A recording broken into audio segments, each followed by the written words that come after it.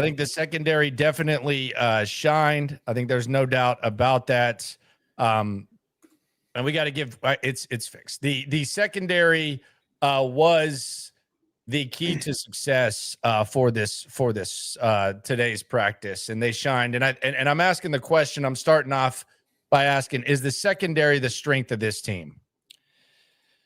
No, I don't believe it's the strength of the team. I still believe it to be the defensive line. I still believe it to be Will Anderson and Danielle Hunter setting things up for everybody. And that's what I believe to be the strength of this team. The secondary benefits a lot from that defensive line and specifically the defensive ends. But those two ends are the ones that, to me, are the strength of the team. Yeah, and I would say I think the secondary has a chance because I think one of the biggest developments in the last couple days, really in the last few days, has been Kalen Bullock and looking like a stud. Today we were watching and Jonathan Alexander looked over at me and he said, "Man, he might be just one of those dudes." And it's exactly what I said yesterday. But I think the secondary for sure has a good chance to be the strength of this team. I think you look at Derek Stingley, you look at Bullock. I think you can put them in the same category you do Will Anderson and Danielle Hunter and say that they're the best duo in their position. And then I just think the overall the safety duo of Gardner Johnson and Bullock is such to where I think it's better than what the Texans have on the interior at D-line. Yeah, I mean, look, if you're comparing the depth of the D-line on the interior and you compare that to the safeties added into the two corners, like, yeah, it's a lot closer that way. I still just feel like, as good as Hunter and as good as Anderson are, that's the thing that leads them. But look, they're both going to benefit off of each other. Today was the secondary's day. I mean, they kicked ass today, up and down the depth chart too. Not just those first four guys that we really like to talk about in Lassiter and Stingley and C.J. Gardner-Johnson and Bullock, but I mean, it felt like everybody got a turn in the secondary. Reed and Tremont Smith and Russell Yeast, probably the first time I've mentioned his name. He had all training camp long. He had a couple of chippy moments. I guess that might qualify for the first fight. Russell Yeast, did not have him on my bingo card or my draft card when we drafted guys who could potentially get in altercations and fights. He got in consecutive ones. Yeah. One of them, Johnson hit him in the face mask, and then the other one, he kind of popped Deculus in the face mask, almost to like kind of return the favor. But he was getting second team reps today. I actually thought he looked pretty good. Like, even aside from that, I thought he actually had a pretty good day on special teams as well as on defense. Yeah, I mean, look, there was a lot of people in the secondary today that had good days that are going to love watching the film. And it felt like after the offense had, a little bit of success here and there yesterday, the secondary came in and we're like, they're not having any success today. We're shutting their ass down as best we can. And there was no success throwing the ball deep and, very little success in the medium stuff. And then the short game, they had a little bit of success. The offense did, but the secondary ruled the day and everybody got a turn. True Kick X asks on the soup, has the offense won a day yet? You ain't never Swarm. Yeah, I would say they're not. They started out really getting their ass kicked. Like there's at least flashes. Defense is still obviously the straw that stirs the drink, and they're going to come out on top more so than the offense. But it hasn't been just completely lost. As Bill O'Brien would say, it wasn't completely horseshit on offense.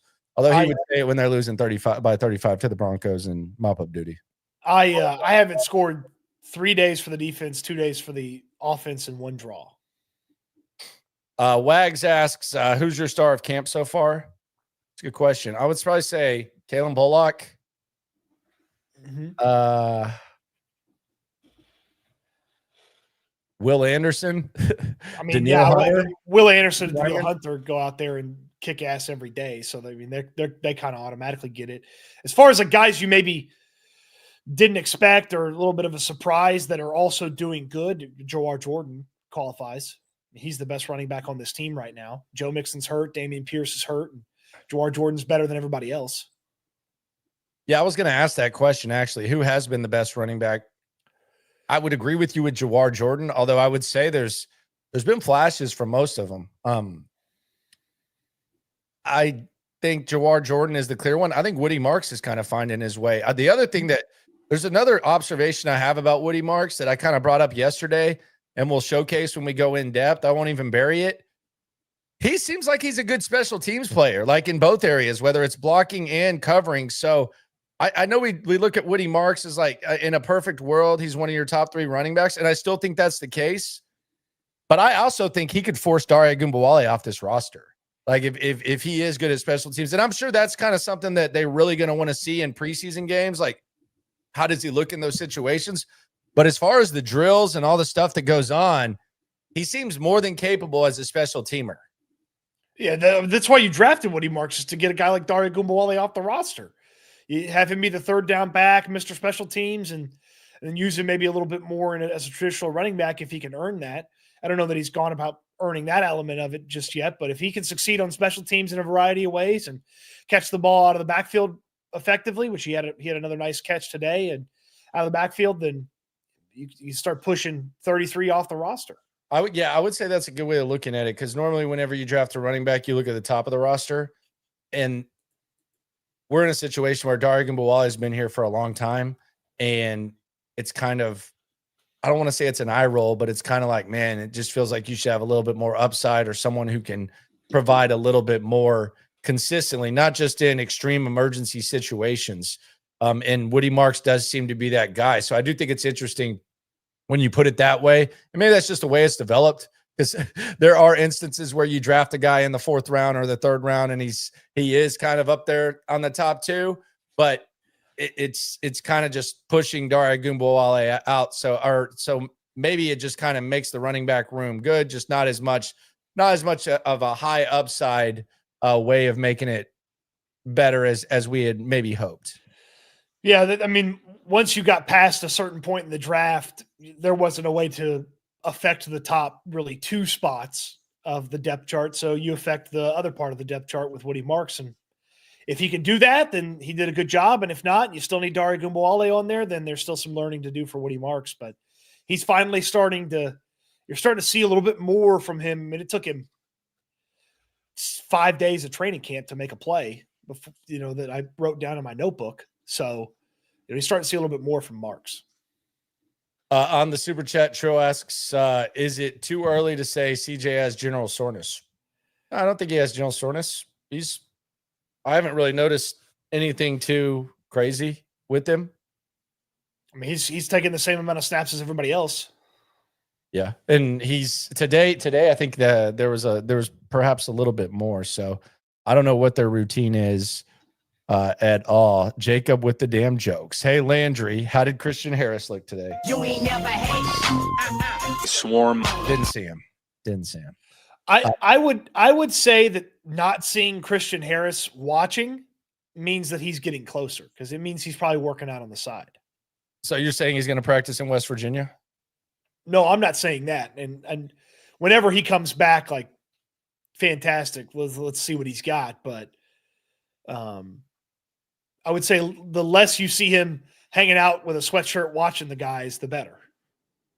Trent Brown's not allowed to be out there because he's on PUP. People asking about that. Yeah, so I don't know what kind of football activities he's doing either. Oh yeah, he was cleared for football activities, wasn't he? That was the report. He's doing what we do when we watch football. He's drinking beers and eating. I mean, again, and I made this point in one of the special teams portions of practice today to somebody. At this point, you're going to have to come back and really hit the ground running if you're a fringe player coming off of the PUP list. You're well past a third of camp done now. Yeah, you still have 3 preseason games, and you still have 2 joint practices, and like those are very important pieces, but they've got 7 in the books of 20 practices before cutdown day. And if I'm Foley Fatukasi and Tim Settle's out here and he's frequently stuffing the offense's rushing attack, like, that doesn't bode well for me. If I'm Kurt Heinisch and And Mario Edwards and Fadakasi and Rankins look like they're a really good 1-2-3. And then I got to come in right away and compete with Togiai and Tafuna. And that's not going to be easy. So these pup guys, like, hey, let's get them out there, see what they got. Yeah. How many guys on this pup list do you think are like, don't need to see guys? Mixon's one. Well, Mixon's technically on the non-football injury list, so it's okay. Injured guys then. I would tell you there's only two. They don't need to be doing anything at training camp, and they're on the team, and that's Joe Mixon, and obviously with an asterisk associated with it, it's Jimmy Ward. Like if Jimmy Ward doesn't have any training camp, he can still make the team. Same with Joe Mixon, obviously. But Nico Autry. No, Danico Autry has to go out there and prove that he can do something. And I would say at this point too, like as good as Solomon Byrd and Dylan Horton and Darrell Taylor have looked, Derek Barnett almost needs to go out there and show something too. Yep. We'll get to the in-depth stuff in a sec. There was some confusion because CJ Gardner-Johnson said 6 interceptions. That's all of camp. There were not 6 interceptions today. There's 6 all of camp. It is interesting. It is impressive, though, that he's keeping the stat. I will say. It was 3 today. So yeah. Half of the interceptions were today. Yeah. Logan Taylor on the chat says, how bad is Keontae Hamilton's injury? I don't think we see him this year. I'm not trying to be a doctor, but I would say the way that it was reacted, it was the left leg. He's probably a guy you can stash now. That's the thing is even if this is the type of guy that you can put on IR and he just gets a year to get used to the NFL life and rehab. And whenever he's healthy, you have him back working out and getting ready for next year. That's even if it's like an 8-week injury, they just kind of stash him. So I think he was going to be a stash player anyway. So it didn't look great. He seemed to be in. I mean, this is easy for me to say. My dumbass just sitting there watching, but you can tell me if I'm wrong. Seemed to be in pretty good spirits for someone who was like just got hurt like that. Like he went right by us. Like they said, "Hey, your mom, we're getting your mom." He's like, "Okay." He dabbed up Rod Wright. He threw up the thumbs up. He wasn't crying or anything. Like it seemed like he was kind of level-headed, like as level-headed as you can be in that situation. Yeah, it did not look like there was a tremendous amount of panic associated with his injury for him. Yeah. Yeah. All right, so let's go through the obs. Arthur Maulet was still there. He was in the red, no contact. Jared Wayne's still out. I want to give the flowers again to John Mechie and just say he's been practicing next man up very well with Jared Wayne out. I don't think this really impacts his spot on the roster because I still think the guys above him are very firm. Unless they in an alternate world, they decided that they liked him more than Berrios and they still wanted to keep 7. I just don't think when it comes to the special teams and all that, they would do that. But Mechie has done a good job filling in for him. Mm-hmm. In independent, we had the same Petrie posse. So we had Petrie, Maulet in the red, Ross, and Miles Bryant. Miles Bryant, by the way, apparently Jalen Petrie looks up to him and says that Miles is someone that he tries to strive to be, which maybe he's talking about coverage. I don't know, but I thought that was an interesting observation. I think you asked him the Miles Bryant question, and he went on to say very nice things about Miles Bryant. He talked about Miles Bryant like Miles Bryant was the guy that had the $10 million contract, and he was trying to make the team. That's very Jalen Petrie, I will say. Yeah, sure. But talked about how he learned a lot from Miles Bryant. He wants to emulate him because he can play all over the field, and whatever you need from him, you can get from him. And he's having a great camp. And it was a very nice compliment from Petrie to Miles Bryant. And Miles Bryant has been really good the past few days. Yeah, he has. I mean, he's had a hell of a damn near week. He's done very well for himself. Then we get to the tight end drills. I'm going to say this again. Jakob Johnson is tight end 3.5. So go ahead and put that there. You could even maybe say 3.25, given the fact that I think if they were going to block with 3 tight ends, I think he would be out there. So maybe you can say he's tight end 3.25, maybe 3.05. I don't know. But he's doing a good job as a tight end, and we'll hear from him in multiple roles during this. Group install, really not much going on there. Just kind of same old, same old. Special teams punt return. This is where I put a couple of observations, and this is for the diehards. And most people who come through here, the casuals come through, but the diehards, there's people who give a damn about the deep snapper. Shout out to you in the chat. Shout out to everyone in the chat. But my observations here were about running backs because we're starting to look at roster construction. And my 2 observations are, as I previously stated, Woody Marks is a good special teams player. Like, based on what I have to judge, I haven't seen him in a game situation, but every single drill, Woody Marks is like has the coaches screaming, good rep, Woody, good rep, Woody, whether it's blocking, whether it's covering kicks, whatever it is, Woody Marks is a very good special teams player. I think that's very relevant when it comes to not necessarily him making the team, because I think the way he catches the ball, he was going to be on the roster no matter what.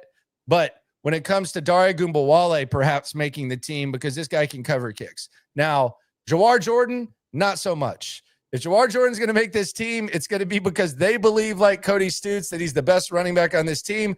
That little mofo does not need to be covering kicks. He does not need to be blocking guys from covering kicks. If there's any special teams area that Jawar Jordan will be in, and I don't think this will happen, it would be kick return. But if you think he's going to make it on this team as a gunner or a special teams blocker, Woody, yes. Jawar Jordan, no. So think about that when you're talking about roster construction.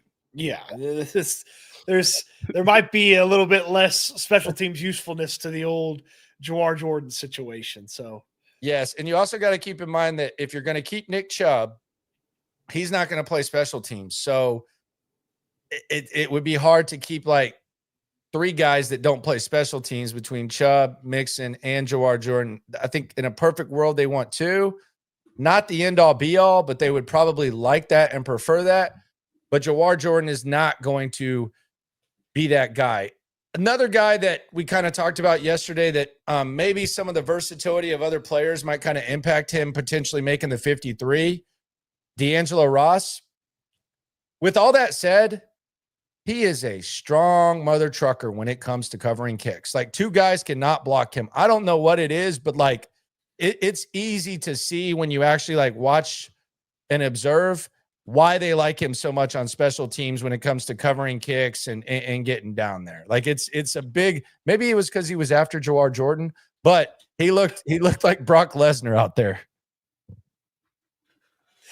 So like D'Angelo Ross is actually Jawar's been good at running back. So I'm talking just special teams, people. So D'Angelo Ross is actually just average, but he looks amazing when he stands next to.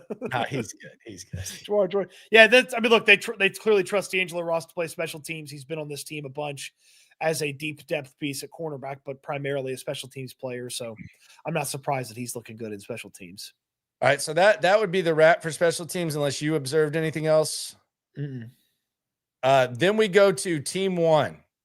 The same offensive line is out there, and it's Robinson at left tackle, Tomlinson at left guard, Andrews at center, Titus Howard at right guard, and Ursery at right tackle. And Patterson did get first team reps. The only place where first team reps were rotated on the offensive line for the second consecutive day was center. Yeah. I would caution anybody to believe the conversation that one center has had a bunch more reps than the other one. Like if you wanted to go by actual numbers, I guess I'd say, 55, 45 Andrews, but they're rotating those 2 guys, and it's still very much an open competition between Andrews and Patterson, it feels. But that's really where there's only some sort of open competition. Because Ursery, he's just much better at right tackle right now than than Fisher is. I have a theory, by the way. All right, let's get to the theory in a sec. First, though, let's get to the soup. You ain't never hate. Swarm. HD AV Traveler is in the building. Shout out to HD AV Traveler. Shano, not Shano Mac, Shane Uman says Bullock looking like an absolute dog. I'm a dog, I'm a dog, I'm a dog, I'm a dog. I would agree. He's had an excellent camp. He said, you'll catch me overpaying for his stock rather than buy Harris Penny stock at 0.00001 per share. Love you, Landry. Love you too. That is not cheap stock right now, though, brother. This Bullock stock is not cheap stock right now, though, brother. So don't act like you're getting some sort of steal here. It is high stock right now. Yep. You're absolutely right about that, Landry. Appreciate Shane and HD for the super chats. Are you ready for the Cody Stutes conspiracy theory? I'm ready for the Cody Stutes conspiracy theory. Get the tin hat. There we go. Got the tinfoil hat on. Okay. All right. Here's my conspiracy theory. Remember early in camp when Zach Thomas was playing right tackle and left tackle? Yes. Well, for the past few days, he's only been playing left tackle on the second team. Now, if he's only playing left tackle on the second team and he's not a backup right tackle option, that would mean they have their backup right tackle, Blake Fisher. They have their starting right tackle, Ariante Ursary, and they're looking for the swing or backup left tackle, Zach Thomas. Because Fisher's not taking one snap at left tackle. No. Yeah, I agree with you. I agree with you on that. I don't know if this is connected to your theory, but I've said it. I honestly, I know the Texans aren't on Hard Knocks, but I would pay. I would probably pay for 10 minutes of programming.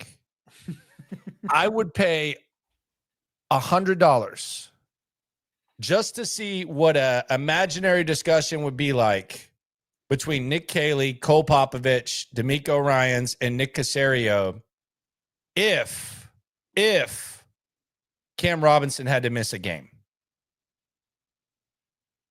Oh, yeah. Because I think there's a possibility that a couple of those guys would say that they feel more comfortable putting Zach Thomas in a live in-game situation at this point, more so than Blake Fisher. I'm not saying they would for sure feel that way. I think it would be a discussion. This guy would say that too. I would rather, and again, Thomas has been practicing left tackle. Ursary's been at first team right tackle. I would rather put Ursary back over at left tackle and put Thomas at right tackle than put Fisher out there right now. Well, that's what I think they would do, and that's why Fisher's the third team left tackle. I don't think Fisher.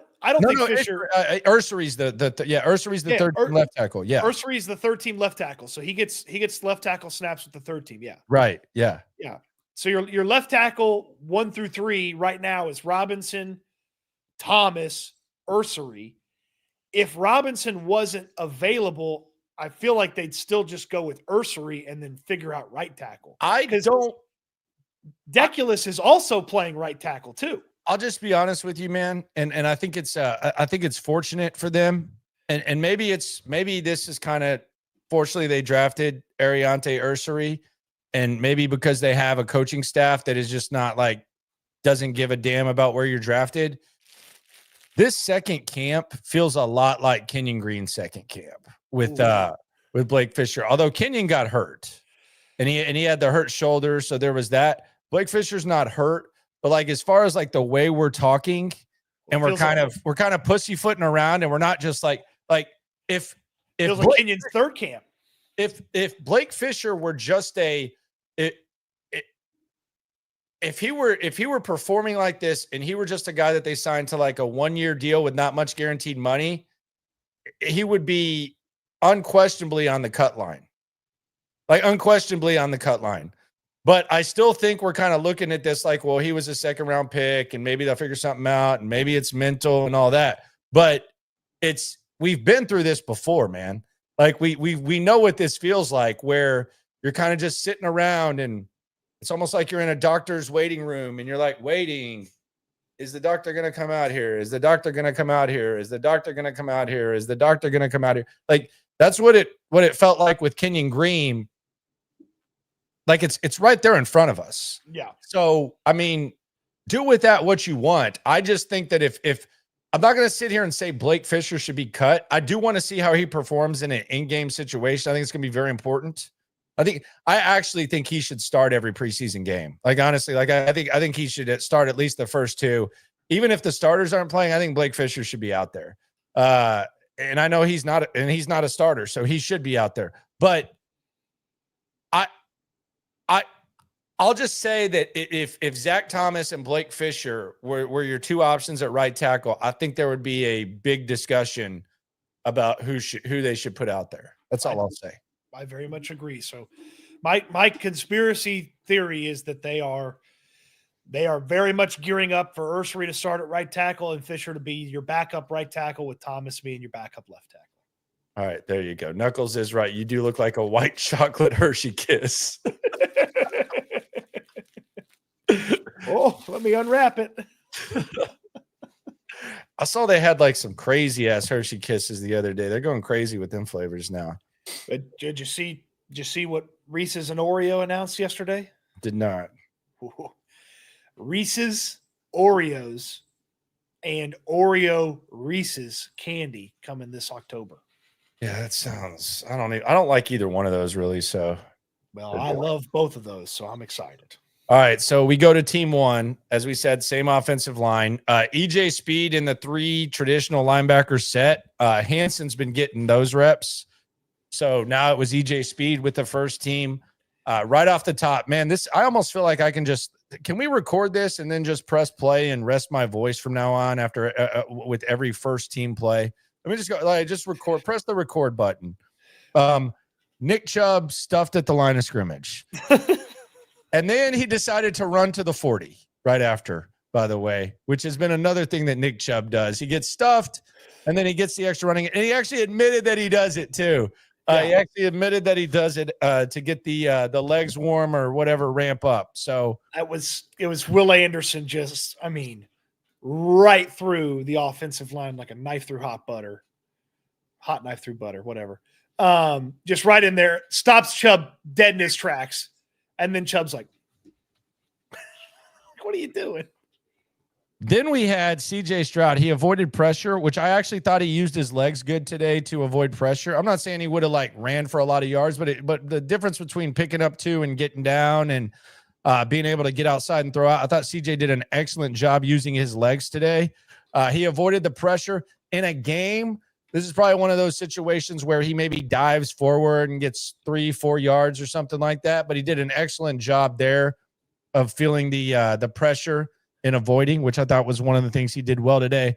Then we had a Dare Gumbawale stuff. I will say I counted the Stroud scramble as a swarm sack. Okay. Yeah, which you could, but I think he would have got away and maybe gotten tripped up a little bit, but who knows? Then you had a Dare stuff. Then a Kalen Bullock pass breakup on Nico Collins across the middle. Actually, not a bad throw by CJ. Just a really, really good play by that damn dog wearing number 2, Kalen Bullock.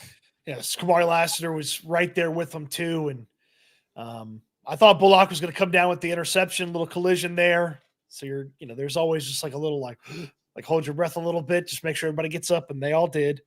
And I don't think there was anywhere else CJ could go with the ball. And so it's like, all right, F it. Nico's down there. Let's see if I can get it to him. And then it just so happens Bullock comes in there, closes in on it.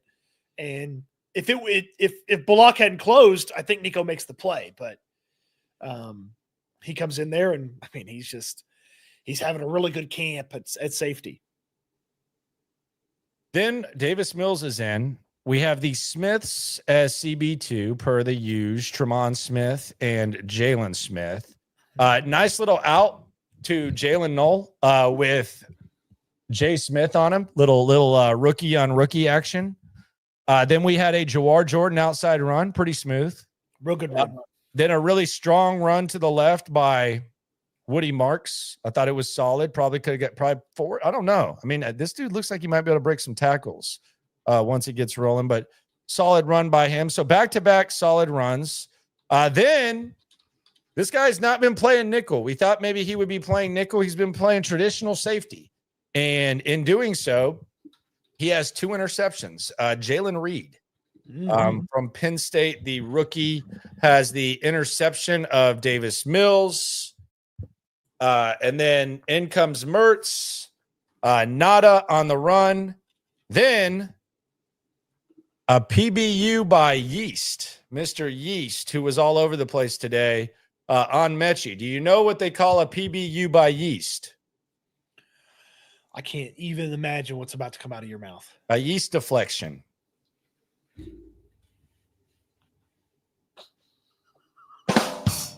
I'll be here all night. I didn't want to laugh, but then I couldn't avoid it. A yeast deflection, baby. Not to be confused with a yeast infection. But he had a nice little PBU. Then Bryant and Daniel Jackson kind of got into it a little bit. Miles Bryant and Daniel Jackson, just kind of a little bit of a push after a sliding catch by Irv Smith. Not quite a fight. Not as chippy as it got at the end, but a little something. Then we had a British Brooks mare run, and then the low part of the day, Keontae Hamilton, after a really good day yesterday, in which we showcased his intensity and how good he performed. He goes down, immediately you can tell it's not good. They didn't even waste time bringing the cart out there, and he gets carted off the field. Yeah, that was. I mean, they started moving the cart real quick for him, and guys were down on their knees. It was real quiet out there, and I saw Will Anderson spent a lot of time over there with him compared to everybody else, and then his teammates kind of rallied around him as they got him off the field, and like you said, he seemed to be in pretty good spirits given the circumstance. Yeah, despite the fact he's dealing with whatever the leg injury is. So that sucks because he'd put 2 really good days back to back at the defensive tackle spot, including yesterday when he had that big tackle for a loss and he let the offense know. And that's a bummer. Yeah, that sucked. Not good. One of the worst parts of the game, as CJ Stroud has said. And then they concluded team 1 there, and we're on to team Numero Dos. First, though, on the soup, Roy Boy, 3281. You ain't never hate. Swarm Says, loving the show, guys. When can we expect updated win-loss predictions? I'm thinking 10 wins, at least 13 at most. I mean, I think the next, you always play the win-loss game right before the season starts, Yeah, we'll get there before the season starts. I think 10's a good number. I think 9-5 is the Vegas number. Defense looks incredible, like as expected, and the offense doesn't look terrible. So I want to see a little more. I want to see a little more before I start adjusting any sort of win predictions. But yeah, that's a good range. All right, Birdie Boy says, with the mob trade deadline, I'm guessing he meant to put MLB trade deadline. MLB trade deadline near. It got me thinking, should the Texans go all in this year? Should they make a trade for an O lineman if it's not working out with the current players they have? I feel like they're all in. I mean, there's not anything that says that they're not all in. So it's not like they're in like some rebuild process. I think they just got to roll with what they got and hope Nick Caley can coach them up and hope the defense carries them home. I don't like at the last time they did something like that. I think the Tunsil trade screwed them. Like, I think that was a little, although I don't think they would trade that much. Bill O'Brien ain't walking through that door, but no, I don't think there's like some sort of like aggressive offensive line trade they could make. Yeah. I mean, the time to add offensive linemen was throughout the course of free agency and in the draft. And they obviously added one who, I said at draft night, I didn't understand why Ariante Ursary, I didn't see the role for him in 2025. Well, it became pretty clear when Blake Fisher went out there and was awful for the few days. And now Ursary's taking his spot or on his way to taking his spot. And so you see that. And Yeah, are we going to be sitting here in the middle of the season or in a few weeks thinking, God, I wish they had better interior guys? Maybe. I mean, the comparison to me is always going to be what they did and what the Bears did. The Bears had a worse offensive line than they did last year, and they went out there and spent an ungodly amount of money and traded for 2 guys and revamped that offensive line of theirs. So Minnesota revamped their offensive line too. I mean, they transformed all 3 interior spots. So Wax says, what are the keys to a championship with this team? Defense. Elite defense and red zone offense. Elite defense, red zone offense.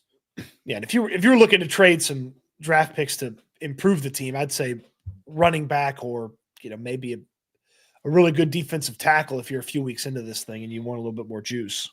J. Merck C says, could Kaylee help with offensive line evaluation going forward? Well, hell, he was an accomplice to what they put together right now. So, that's I guess, but he watched them. He watched them roll Cam Robinson out there as his left tackle option. So, also on the chat, he got in the building in late January, so it's not like he showed up and it was already built.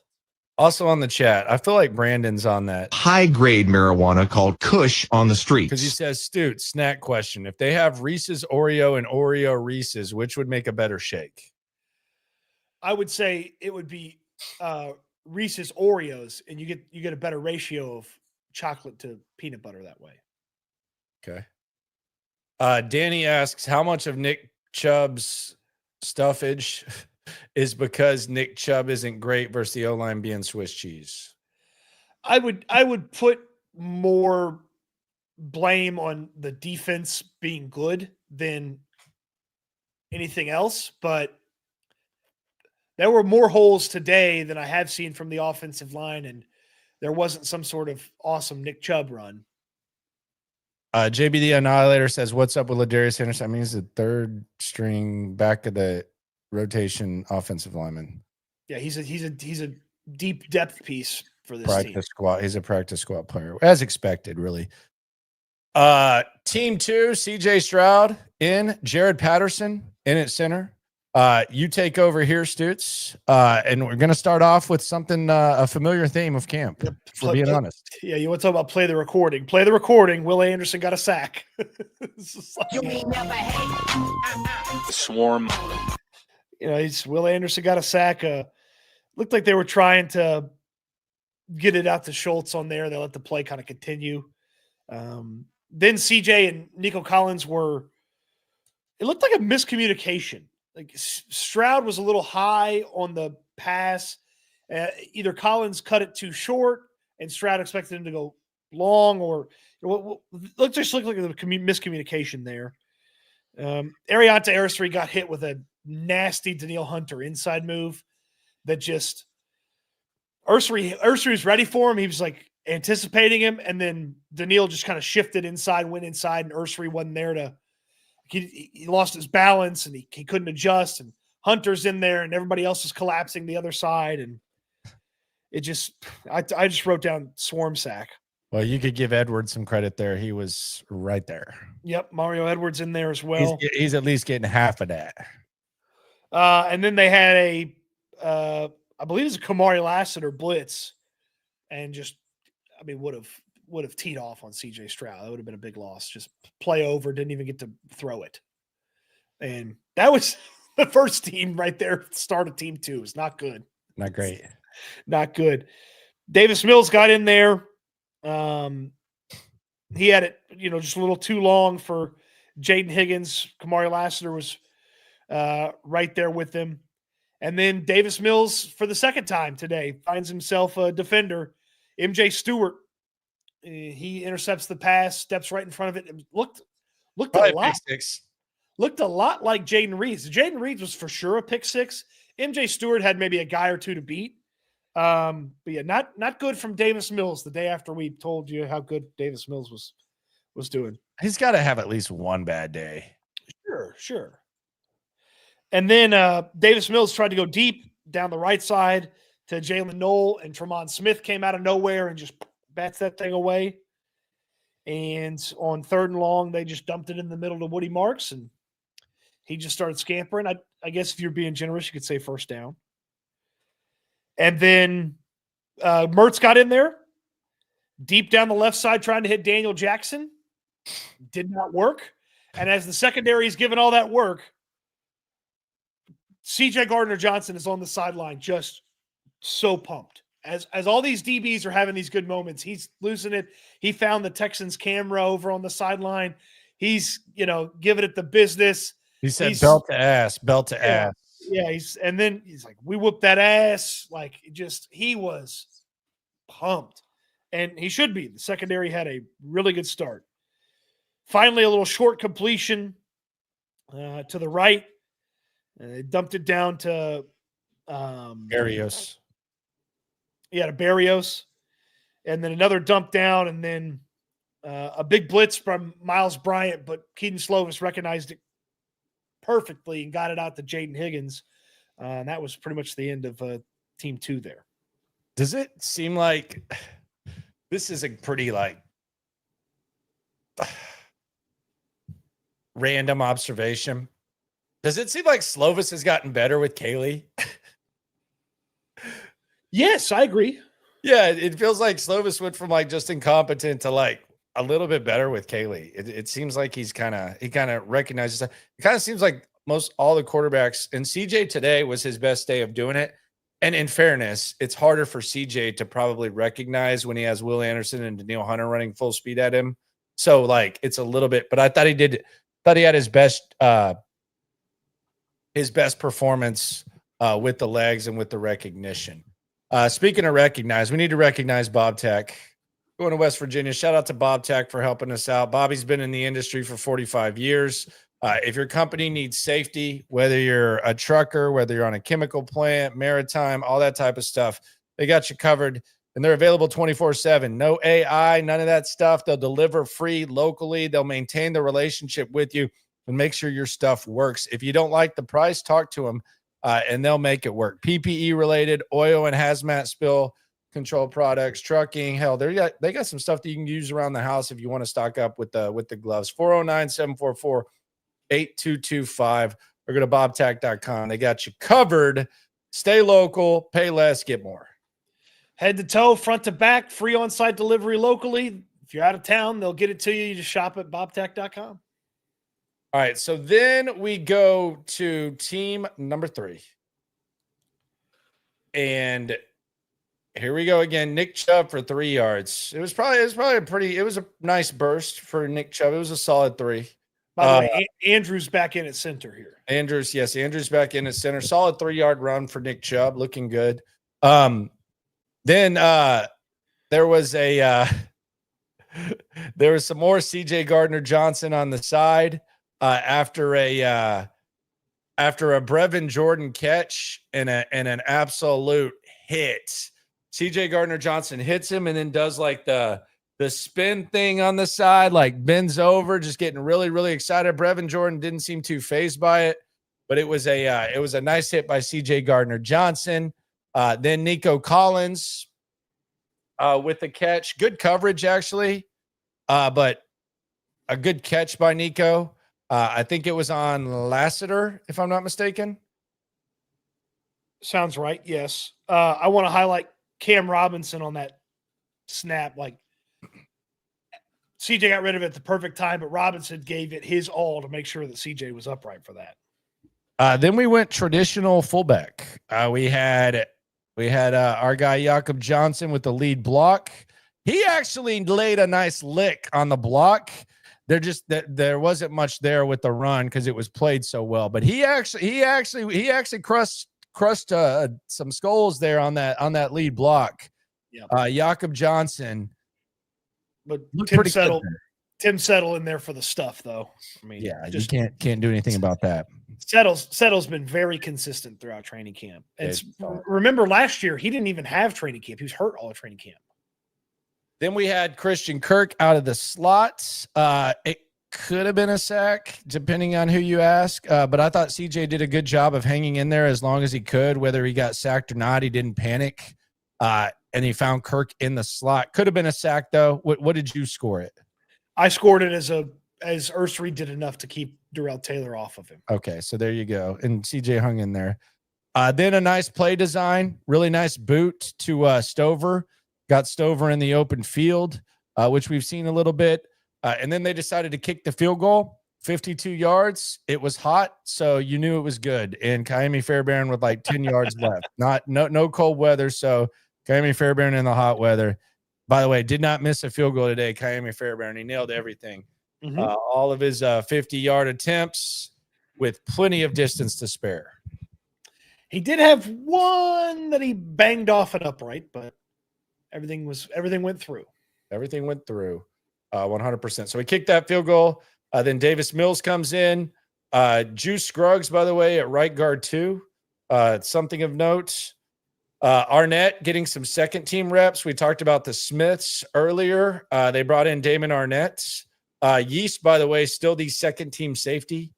So Yeast is getting the second team reps. He would be a first team pain in the ass at the end of practice in a good way. Jawar Jordan with a nice cut outside with a little spin too. You kind of wonder if they were taking him down to the ground, how far could this have gone? It was going for at least 5, could have gone for more. Jawar Jordan continues to look pretty good in the open field. Then a dump off to Mr. Watson. And then a Jawar Jordan, pretty good route. Little sliding catch on the sidelines to set up, I think would have been like 4th and 1, 4th and 2. But he made the play. So there was that. So Jawar Jordan continues to look all right. I initially wrote down first down, and then I watched I don't remember which defender it was, but he looked at the referee because one referee signaled first down. He looked at the referee and he pointed at the sticks, and he was just like, he's like, and then I looked at where Jawar Jordan was, and I was like, yeah, probably not a first down. Then we get the traditional fullback again. And on this one, boy, Jakob Johnson absolutely trucked the full on the block. And Woody Marks running behind him. Very strong run behind and a nice cut by Woody Marks. So Woody Marks looking pretty good running behind the traditional fullback, the big German, not to be confused with Dirk Nowitzki, Jakob Johnson. Yeah, I'm excited to see more of Jakob Johnson. Then Marks follows up that awesome run with a drop. That was annoying. Perhaps his first drop of camp, but Marks with a drop, and he had a lot of space in front of him too. He would have been very frustrated with this drop in a game. Then Kaimi Fairbairn from 52 again, it's over 70 degrees, so it's good. And then Keon Slovis comes in. Whatever the hell you want to call him. Slovis, is it Keaton? It's Keaton Slovis. Okay. Keaton Slovis. Let's call him Keon. You sure the D is not silent? There's nothing Keon about him. Are you sure the D is not silent though? Yeah, I'm positive. Race car. All right, so you have Taylor outside, a little run, a little nice, not too bad. A wide pass to Lachey, which, yeah, that was not great. Then you had a sack. You could have called it a sack, or you could have called it a Tremont Smith interception. Like, where are we going here? You could have given the sack to number 72, or you could have said Tremont Smith got an interception. I gave it to Tremont Smith. And that pained me because Togi is my guy. Tremont Smith might be the third best corner on this team. Don't know. Jalen Smith's not bad, though. Tremont Smith's doing pretty good at corner. It's a nice battle between the two. Then Slovis with a long ass overthrow. I didn't know he could throw it that far, but good for him. I think over 50 yards. British Brooks runs through an arm tackle. Probably could have picked up some yards. It looked good. It looked good. It looked explosive. And it looked like he probably could have powered through the arm tackle. I gave that to Two Hill as a tackle for a loss. Well, you're generous. Then John Mechie with a little wheel route in the corner, continuing to do a pretty good job. And then we get a field goal from 36 from Kaimi Fairbairn, and it is good. He remains perfect on the day. It was a good job by that third team to kind of get into, this was a little bit easier situation to get into to field goal range, but they certainly did. And Mechie again with another solid day. Like D'Amico Ryans talked about it earlier this week. He's like, we want guys to stack days. If you have a good day, have another good day, have another good day. And Mechie's done that this week. So then we go to team 4, and this would be the final one. We got 4 periods today. Team 4. Yeah, take it away. Nice. So this was 2-minute scenario. Changed it on the scoreboard. Fourth quarter, first team offense started with 90 seconds, down 1 from the 35 with 1 timeout. Okay, so that was the scenario they were dealing with. They start off with a short one to Nico Collins. CJ Stroud takes off on the second play, and I called this a legit scramble, not one of those defender came in, sacked him, and he kept the play going. Like, he actually maneuvered through the traffic. Nobody was close to him. He took off. But again, clock's still running. They get lined up, the false start. Now they run the play anyway, and Derek Stingley Jr. knocks the ball away after this was from its intended receiver. Hutch. But it was a false start, so they have to burn their timeout to avoid the 10-second runoff. So now you're at 1st and 15. A Will Anderson and Sheldon Rankin stunt forces CJ to scramble. Justin Watson has one bounce off his hands on second down, which was not fun. I mean, it was not an easy catch, but it hit him right in the hand. So he's got to pull that in. And then on 3rd and 8, Petrie blitzes, basically untouched. He would have killed CJ Stroud. Stroud scrambled. So I guess they gave him 7 yards because on 4th and 1 on the scoreboard is what the 4th down was. Try to go to Nico over the middle. Derek Stingley, boop, knocks it away. Secondary's losing it again. They're having a fantastic day. So they reset it for the first team offense. Now, mind you, in this scenario, they just lost, but they reset it. 1st and 10, 20 seconds. And a low pass to Schultz gets broken up. 1st and 10, Titus has a hold. CJ has to scramble. Ultimately, they go for the field goal. Kaimi doinks it in for the field goal. From 50. It was a long field goal. Long field goal.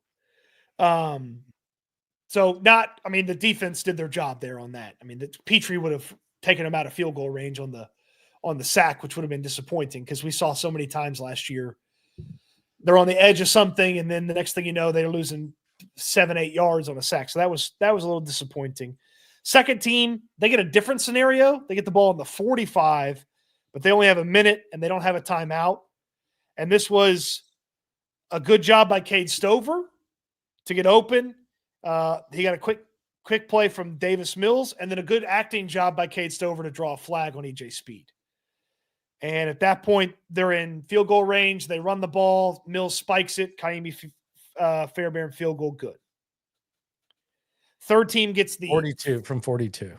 Yeah. So third team gets the first situation, 90 seconds, 1 timeout, start from the 35. Mertz has to scramble a little bit. Ultimately ends up hitting Irv Smith for a pretty decent gain. Hold on. That was not a scramble. That was a sack. Well, that's not how they operated it on the. That was a Bird sack. They might have let that play through, but Bird stopped. That was a sack. That was. I'm just going off what the scoreboard said.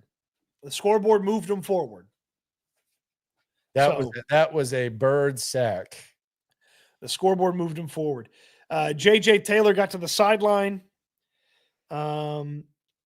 Luke Lachey out of bounds on the sideline from Mertz. And then this was sort of the shuffle. Yeah, this was a run play. So at this point, they're very clearly in field goal range.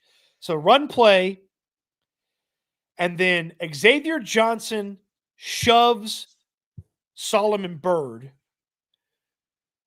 And then Russell Yeast pulls Solomon Byrd away as Xavier Johnson is not happy with the situation. So that was okay. I thought it was about to be a scuffle, but good job by Russ Yeast to pull Solomon Byrd out of the equation. Next play, Casey Osai, rookie undrafted free agent linebacker, comes downhill, boom, big collision with British Brooks. As they're getting up, Russ Yeast and Austin Deculus get into it. And Yeast takes a swing at Deculus. Yeah. And there's some and by pushing the and way, shoving. Yeast got a swing his way before that by 89. Okay, so Xavier Johnson took a swing at Yeast. Yeah, Xavier Johnson hit him in the face mask, and then he hit Deculus in the face mask the next play. And You know the worst thing about that? You know the worst thing about the fights is the people who aren't watching that come over. Who was that? Who was that? Who was that? And they're like trying to tweet and describe it, and it's like, dude, I could just tell you anything right now, and you're just gonna say it like you didn't say it. My one of my favorite parts about the little kerfuffle there at the end was Arthur Millette standing there on the sideline, and he's looking at it. He goes, "Man, don't pull me, please. Just let me go." Yeah, he's like looking at a trainer, and he's wearing the red non-contact, and he can't go in there because I'm sure it probably knocks him back in whatever protocol he's in, and he's just like, "Come on." Yeah, he's like, "Don't grab me, just let me go, please." But then Kaimi kicks it, field goal's good, and that was the end of practice. Practice is over, and that was the end of today. And they have an off day tomorrow, and then they got to practice Friday. They got to practice Saturday. They got an off day Sunday, and then they'll have 4 practices in West Virginia before the first preseason game of the year next Saturday. So we got a lot of fun in store. It's wild that preseason game is so close, and then the 4 days in West Virginia, I would think they'll go pretty hard for 3 of those 4 days, and we should be able to see quite a bit as we're going to be there live and in person. Have they been working on stump pickups? They've had a couple of moments where they've picked some stuff up. They've had a couple of moments where that's worked well for the defense. Yeah. Nothing terrible, but yeah, the secondary had a good day.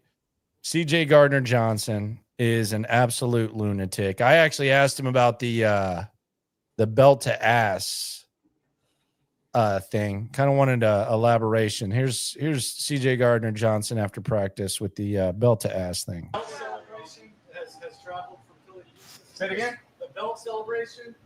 BJ? Yeah. Yeah. Can you explain what that is and what that mentality is? That's self-explanatory. What is the belt to ass? In the PG terms, out competing, out hustling, and doing your job better than your opponent. There you go. Keep it PG, my friend. Thank you very much. I wonder if there's, we were trying to come up with a name yesterday. I wonder if there's I think it may just be the BTA crew. BTA? The BTA crew. He's got that down, man. And you think CJ has handshakes? Whew. He does too. Must go with the initials. Let's come with the territory. Yep. Both CJs have handshakes. He's doing his thing. But the secondary, let's make no mistake about it.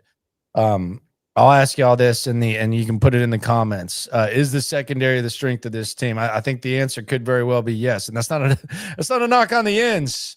But if they continue to look like this, then the answer could very well be yes. I mean, if you tell me that within the next month or so, the combination of talent of Lassiter, Stingley, Bullock, and CJ Gardner-Johnson is not only better but far better than Anderson, Hunter, and whoever the 2 starting defensive tackles are, it's not going to surprise me because they certainly have that top end ability. All right, so tomorrow we'll still be live at 4. The Texans won't be practicing. In the comments, put SNL talk about in caps if there's a topic that you want us to get into during tomorrow's show. We'll talk about, we might try to put together an early 53 tomorrow, a very early 53. SNL 53 volume 1 tomorrow. Okay. But we'll also it's not a mailbag because I don't ask me anything like we answer all the time, but just something that perhaps you think is not being talked about enough. Let us know. Just put it in the comments and say SNL talk about, and we got you covered. for sure. We're 3 days away from West Virginia. By the way, that flight 5 a.m. On Sunday. But that's good. You get settled in early, you get ready, you figure it out. We can get through it. I didn't realize. I thought it's a plane change in Baltimore. I thought I was going to be able to sleep the whole way through, but I guess not. You should just sleep and then wake up and go back to sleep, I guess. Well, that's my plan. Yeah, that's the plan. Yeah. So there we go. All right. Has the don't have to take your shoes off rule come into effect yet, where I don't have to take off my shoes at the airport? I heard that was like a thing. Maybe. I don't know. I have pre-check, so I don't know.